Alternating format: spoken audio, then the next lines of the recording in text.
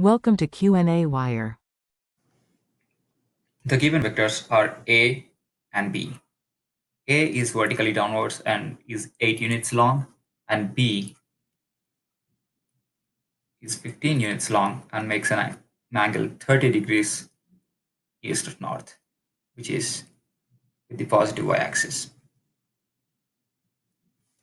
Now, if we choose our x-axis to be horizontal and y-axis as vertical as usual, we can see that vector A would be minus 8 j cap because it is completely vertical but is in downward direction, which would be minus y direction, hence minus 8 j cap. And B would be, because it makes an angle 60 degrees with x-axis, we can write it as 15 cos 60 x I cap plus 15 sine 60 j cap. By plugging this into a calculator, we can see that it is 7.5 I cap plus 13 j cap. Now, for part A, we need to find A plus B. Now, we know that when we add two vectors, we add their components, their individual components separately. So here, because it is just minus 8j, A is just minus 8j, we can write it as plus 0 I cap. That is, its x component is 0. Hence, by adding their two x components, we can write it as 0 plus 7.5 I cap plus minus 8 plus 13 j cap, because these two are the y components of A and B. Now, 0 plus 7.5 gives us 7.5 I cap plus 5 j cap. This is our A plus B. Now we can find out its magnitude using Pythagoras theorem. It would be the square root of the sums of the squares of the individual components, and that would be 5 squared plus 7.5 squared under square whole root, which turns out to be, if you put it in a calculator, almost 9 units. Now, the angle it makes with the x-axis would be tan inverse of the y component, which would be 5, divided by the x component, which is 7.5, which turns out to be 33.7 degrees.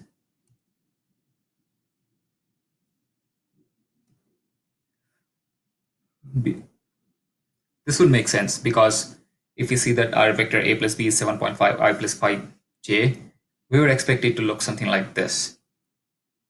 And hence this angle would be about 33 degrees. Now let's go to part B. Part B is finding the vector B plus A. Now we do the same thing again. We add the individual components. We know that B's x component is 7.5 and A's x component is 0. Then we multiply with an I cap. Now we add the j components. We know that B's j component is 13 and A's j component is minus 8. Then we multiply with j cap. Now this again turns out to be 7.5 I cap plus 5 j cap. We know that vector addition is commutative, and we've showed this here. Now, as usual, because this vector is the same as the last vector, its length would be the same as the last one, which would be the square root of 7.5 squared plus 5 squared, which would be 9. And the angle it makes with x-axis would be tan inverse of y component divided by the x component, which would be 33.7 degrees. This vector would also look something like this, which is the same as the last vector. Now, for part C, we need to find A minus B. Now we do the same thing again. We subtract the individual components this time. So we know that the x component of A is 0 and the y component of B is 7.5. So we subtract that from 0. And the j component of A was minus 8 and the j component of B was 13. So we subtract that and we get minus 7.5 I cap plus, minus 21 j cap. Now we know that this vector lies in the fourth quadrant because both of its components are negative. Now we can find the angle it makes with x-axis theta, which would be tan inverse of the y component divided by x component, which is 21 by 7.5, which turns out to be 70.4 degrees.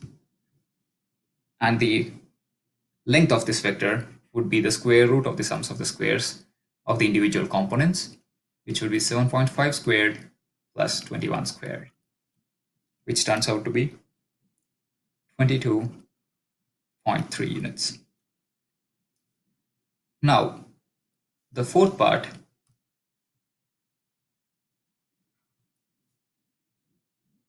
is finding b minus a. So we do the same thing as before, but this time we subtract components of a from components of b. We know that b's x component is 7.5 and a's x component is 0, I cap. Now we know that b's x component is 13 and a's x component is minus 8. So minus of my two minuses become a plus, and this turns out to be 7.5 I cap plus 21 j cap. You might note that this is equal to minus a minus b, which we would expect due to scalar multiplication of vectors.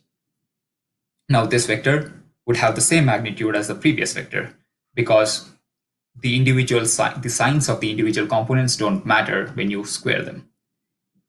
The magnitude of this vector would again be 7.5 squared plus 21 squared whole power half, which is the whole root, and that would again be 22.3 degrees. 22.3 units. But this vector, instead of being in the third quadrant, would be in the first quadrant. I said the previous vector was in the vector a minus b was in the fourth quadrant, but this is actually the third quadrant. This is the fourth quadrant. Now, going back, this vector, because it has positive x and y components, would lie in the first quadrant, and the angle it makes with x-axis can again be found out as tan inverse of y component divided by x component, which are 21 divided by 7.5, which again turns out to be 70.4 degrees. That's it.